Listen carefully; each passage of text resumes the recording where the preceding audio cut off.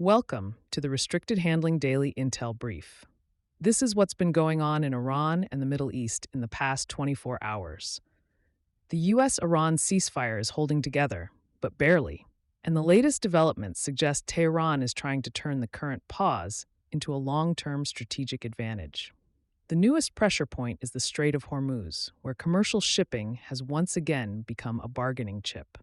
Multiple commercial vessels were reportedly struck near the waterway, including a Qatari LNG tanker and a Saudi linked crude tanker. The immediate damage matters, but the larger story is what Iran is signaling. Tehran appears determined to demonstrate that even after the fighting paused, it still has the ability to influence one of the most important energy routes in the world. The message is not simply that Iran can disrupt traffic. The message is that Iran believes it should have a seat at the table when the future rules for that traffic are written. That is a major distinction. The previous focus was largely on whether ships could move safely through Hormuz. Now the conversation is shifting toward who controls the environment around the strait and what political conditions come with access. Iranian officials have increasingly framed Hormuz as a source of national power. The leadership believes the war did not eliminate its regional influence and may have actually created a new source of leverage.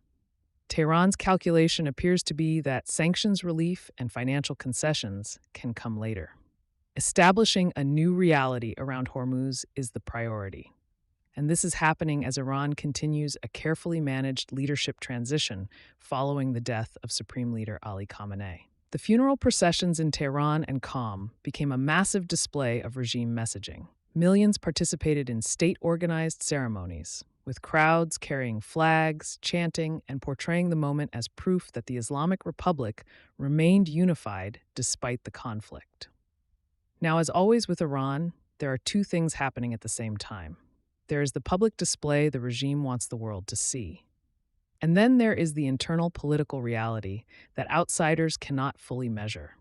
The government is using these ceremonies to reinforce legitimacy, project resilience, and show adversaries that leadership continuity remains intact. That leadership transition is also moving forward institutionally. Mojtaba Khamenei has continued making appointments, including keeping Gholam Hossein Mohseni Ejei as judiciary chief. Ejei is a longtime hardliner who previously served as intelligence minister and has been associated with some of the regime's harshest responses toward internal opposition. The broader message is that despite the enormous disruption of the war, Iran's governing structure is prioritizing continuity and control. Now, the maritime issue is forcing the outside world to respond.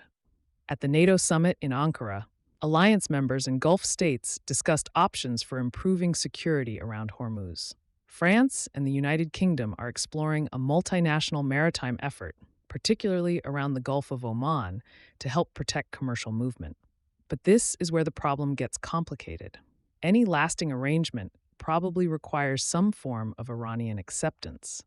Western countries want freedom of navigation without rewarding Tehran's claims of influence over the waterway. Iran wants recognition that its geography gives it leverage. It is a classic strategic standoff. Everyone understands the problem. The difficult part is agreeing on who gets to define the solution. The energy consequences are already shaping regional planning.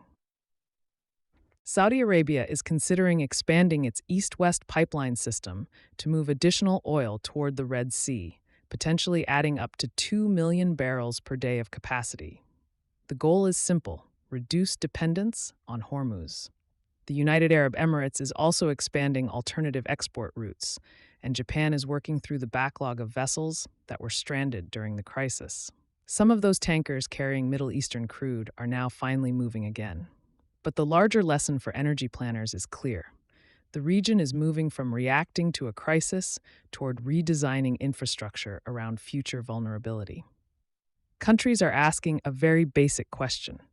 What happens if a single maritime choke point becomes a permanent pressure point? That question is also shaping decisions in Lebanon. The Lebanese government is trying to implement a US-backed framework involving Israel and Hezbollah while avoiding a domestic explosion. Beirut faces an incredibly difficult balancing act. It wants to reduce Hezbollah's military power and Iranian influence, but it also understands that moving too aggressively could trigger a confrontation that fractures the Lebanese state. Lebanese officials appear reluctant to move forward with parts of the agreement that could lead to direct clashes between Hezbollah and the Lebanese armed forces. The fear is not just another round of fighting, the fear is a wider internal crisis. There are also concerns that Hezbollah is attempting to rebuild its position in southern Lebanon. Israeli officials say the group has been moving fighters back into the area and preparing for the possibility of renewed conflict. Israel has continued targeting Hezbollah personnel and infrastructure, including strikes that killed Hezbollah fighters near Nabatea. But the broader issue is the same one Israel has faced for years. How do you prevent Hezbollah from rebuilding without creating the conditions for another major conflict? That same question of political transition is playing out in Gaza. Hamas announced that it was prepared to hand over governing authority to a U.S.-backed Palestinian administrative body. The announcement was designed to show movement toward a post-war political arrangement. But the major sticking point remains unresolved: weapons. Hamas did not commit to fully disarming, and Israel has made clear that it views disarmament as a central requirement. Israeli officials dismissed the move as an attempt by Hamas to preserve influence while changing the appearance of governance.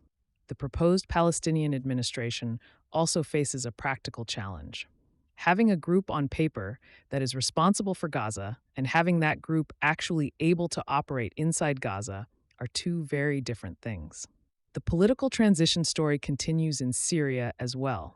French President Emmanuel Macron visited Damascus, becoming the first European Union leader to make an official visit since the fall of the Assad government. The visit was intended to signal the possibility of renewed international engagement and reconstruction efforts. But the security environment remains fragile. Explosions occurred near the hotel where Macron was staying, underscoring that while Syria's political landscape has changed dramatically, the security challenges have not disappeared. Finally, Turkey hosted the NATO summit while facing criticism over its domestic political environment. Turkish authorities detained hundreds of people ahead of the meeting, restricted some websites, and arrested comedian Deniz Göktaş over comments directed at President Recep Tayyip Erdogan. The summit itself focused on defense spending, military production, and NATO's future. But Turkey's domestic politics remain a difficult issue for allies who see Ankara as strategically important, while also watching concerns over democratic institutions.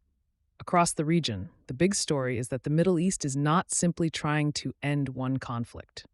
Governments are trying to redesign their security, energy, and political systems around a new reality. Iran is trying to lock in influence. Gulf states are trying to build resilience. Lebanon is trying to avoid collapse. Gaza's future remains unresolved. And outside powers are trying to manage a region where every crisis is connected to another. Thanks for listening. If you value clear, consistent analysis, leaving a review or a comment helps others discover the show.